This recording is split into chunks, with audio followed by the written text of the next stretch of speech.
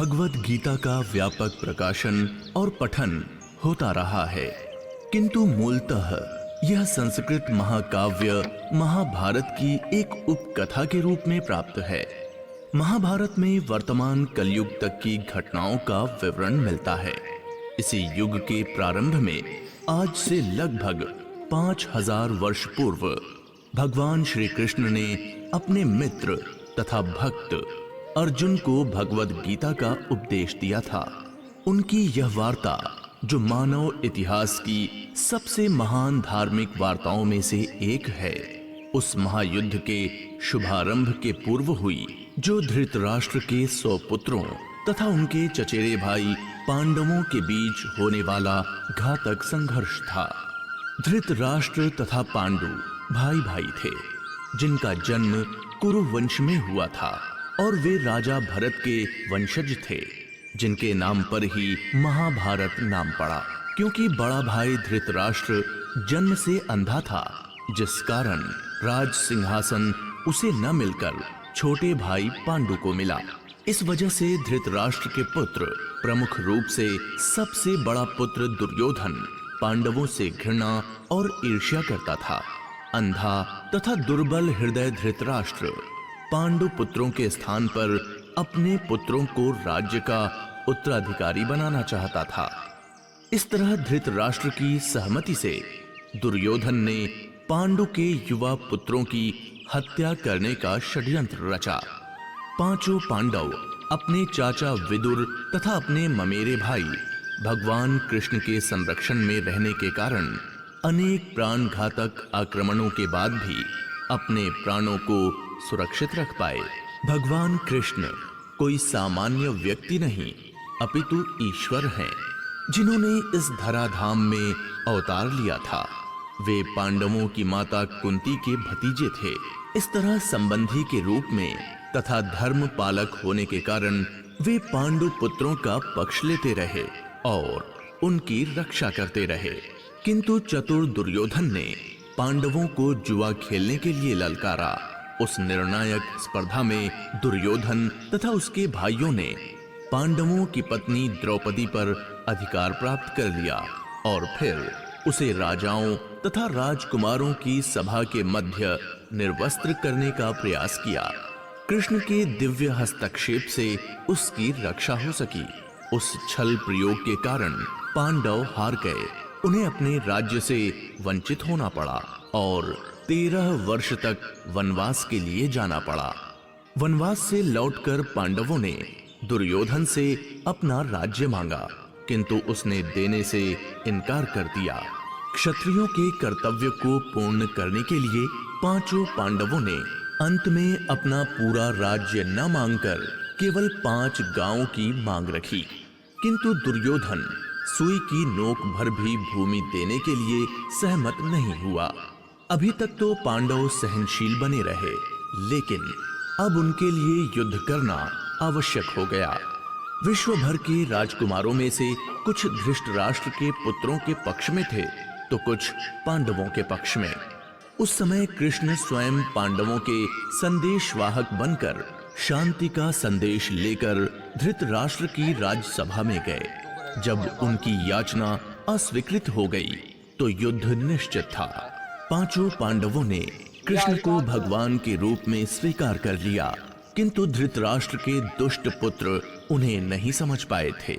तथापि कृष्ण ने विपक्षियों की इच्छा अनुसार ही युद्ध में सम्मिलित होने का प्रस्ताव रखा। ईश्वर के रूप में वे युद्ध नहीं करना चाहते थे, किंतु जो भी उनकी सेना का उपयोग करना चाहे कर सकता था। प्रतिबंध ये था कि एक ओर कृष्ण की संपूर्ण सेना होगी तथा दूसरी ओर वे स्वयं एक सहायक के रूप में उपस्थित रहेंगे। राजनीति के कुशल दुर्योधन ने आतुरता से कृष्ण की सेना झपट ली, जबकि पांडवों ने कृष्ण को उतनी ही आतुरता से ग्रहण किया। इस प्रकार कृष्ण अर्जुन के सारथी बने और उन्होंने रथ हाँकना स्वीकार किया। इस तरह हम उस बिंदु तक पहुंच जाते हैं जहां से भगवत गीता का शुभारंभ होता है। दोनों ओर से सेनाएं युद्ध के लिए तैयार खड़ी हैं और धृतराष्ट्र अपने सचिव संजय से पूछ रहा है कि उन सेनाओं ने क्या किया।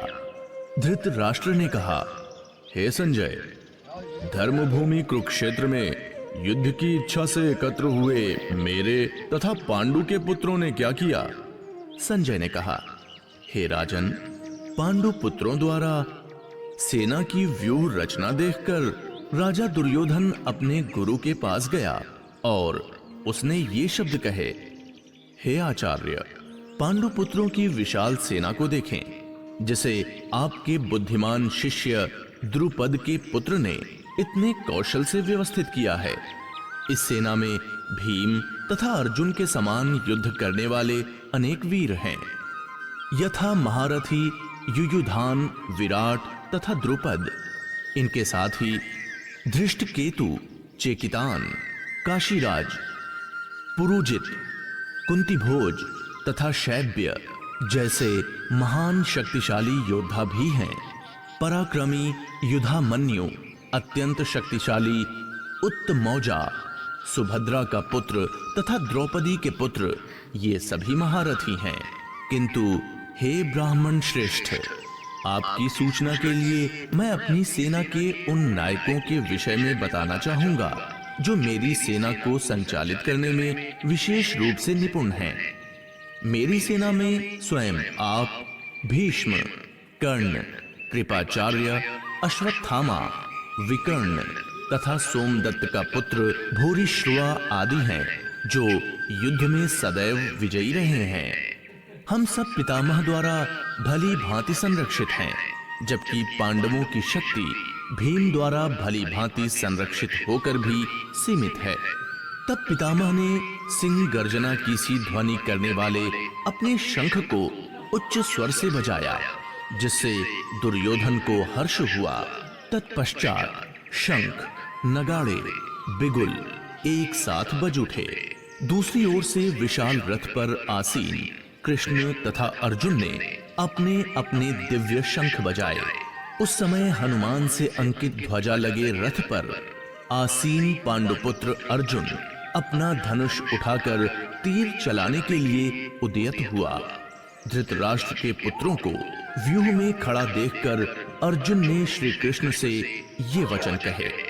अर्जुन ने कहा, कृपया करके मेरा रथ दोनों सेनाओं के बीच में ले चलें, जिससे मैं यहाँ युद्ध की अभिलाषा रखने वालों को और शस्त्रों की इस महान परीक्षा में जिनसे मुझे संघर्ष करना है, उन्हें देख सकूं। मुझे उन लोगों को देखने दीजिए जो यहाँ पर दुर्योधन को प्रसन्न करने की इच्छा से लड़ने के लिए आए हुए हैं। संजय ने कहा, अर्जुन द्वारा इस प्रकार संबोधित किए जाने पर भगवान कृष्ण ने दोनों दलों के बीच में रथ को लाकर खड़ा कर दिया। भीष्म, द्रोण तथा विश्व भर के अन्य समस्त राजाओं के सामने भगवान ने कहा कि हे पार्थ, यहाँ पर एकत्र सारे कुरुओं को देखो। अर्जुन ने वहां पर दोनों पक्षों की सेनाओं के मध्य में अपने चाचा, ताऊओं, पितामह, गुरुओं, मामाओं, भाइयों, पुत्रों, पौत्रों, मित्रों, ससुरों और शुभ चिंतकों को भी देखा। जब अर्जुन ने मित्रों तथा संबंधियों को देखा तो वह करुणा से अभिभूत हो गया और बोला, हे कृष्ण, इस प्रकार युद्ध की इच्छा रखने वाले मित्रों तथा संबंधियों को अपने समक्ष उपस्थित देखकर मेरे शरीर के अंग कांप रहे हैं और मेरा मुंह सूखा जा रहा है। मेरा सारा शरीर कांप रहा है, मेरे रोंगटे खड़े हो रहे हैं, मेरा धनुष मेरे हाथ से सरक रहा है और मेरी त्वचा जल रही है। मैं यहाँ अब और अधिक खड़ा रहने में असमर्थ हूँ। मैं अपने को भूल रहा हूँ और मेरा सिर चकरा रहा है। हे कृष्ण, मुझे तो केवल अमंगल के कारण दिख रहे हैं। हे कृष्ण, इस युद्ध में अपने ही स्वजनों का वध करने से न तो मुझे कोई अच्छाई दिखती है और न मैं उससे किसी प्रकार की विजय, राज्य या सुख की इच्छा रखता हूँ। हे गोविंद, हमें राज्य, सुख अथवा इस जीवन से क्या लाभ, क्योंकि जिन सारे लोगों के लिए हम उन्हें चाहते हैं वे ही इस युद्ध भूमि में खड़े हैं। जब गुरुजन तथा अन्य सारे संबंधी अपना धन एवं प्राण देने के लिए तत्पर हैं और मेरे समक्ष खड़े हैं, तो फिर मैं इन सबको क्यों मारना चाहूंगा, भले ही वो मुझे क्यों ना मार डालें। मैं इनसे लड़ने को तैयार नहीं, भले ही बदले में मुझे तीनों लोक क्यों ना मिलते हों। इस पृथ्वी की तो बात ही छोड़ दें, भला धृतराष्ट्र के पुत्रों को मारकर हमें कौन सी प्रसन्नता मिलेगी। यदि हम ऐसे किसी का वध करते हैं तो हम पर पाप चढ़ेगा। ये उचित नहीं होगा कि हम धृतराष्ट्र के पुत्रों तथा उनके मित्रों का वध करें। हे कृष्ण, इससे हमें क्या लाभ होगा और अपने ही कुटुंबियों को मारकर हम किस प्रकार सुखी हो सकते हैं। यद्यपि लोभ से अभिभूत चित्त वाले ये लोग अपने परिवार को मारने या अपने मित्रों से द्रोह करने में कोई दोष नहीं देखते, किंतु हम लोग जो परिवार के विनष्ट करने में अपराध देख सकते हैं, ऐसे पाप कर्मों में क्यों प्रवृत्त हों। कुल का नाश होने पर सनातन कुल परंपरा नष्ट हो जाती है और इस तरह शेष कुल भी अधर्म में प्रवृत्त हो जाता है। हे कृष्ण, जब कुल में अधर्म प्रमुख हो जाता है तो कुल की स्त्रियां दूषित हो जाती हैं और स्त्रीत्व के पतन से अवांछित संतानें उत्पन्न होती हैं। ऐसे कुलों के पुरखे गिर जाते हैं क्योंकि उन्हें जल तथा पिंड दान देने की क्रियाएं समाप्त हो जाती हैं। जो लोग कुल परंपरा को विनष्ट करते हैं और इस तरह अवांछित संतानों को जन्म देते हैं, उनके दुष्कर्मों से समस्त प्रकार की सामुदायिक योजनाएं तथा पारिवारिक कल्याण कार्य विनष्ट हो जाते हैं। हे कृष्ण, मैंने गुरु परंपरा से सुना है कि जो लोग कुल धर्म का विनाश करते हैं वे सदैव नरक में वास करते हैं। ओह, कितने आश्चर्य की बात है कि हम सब जघन्य पाप कर्म करने के लिए उद्यत हो रहे हैं। राज्य सुख भोगने की इच्छा से प्रेरित होकर हम अपने संबंधियों को मारने पर तुले हैं। यदि शस्त्रधारी धृतराष्ट्र के पुत्र मुझ निहत्थे तथा रणभूमि में प्रतिरोध न करने वाले को मारें तो यह मेरे लिए श्रेयस्कर होगा। संजय ने कहा। युद्ध भूमि में इस प्रकार कहकर अर्जुन ने अपना धनुष तथा बाण एक ओर रख दिया और शोक से रथ के आसन पर बैठ गया।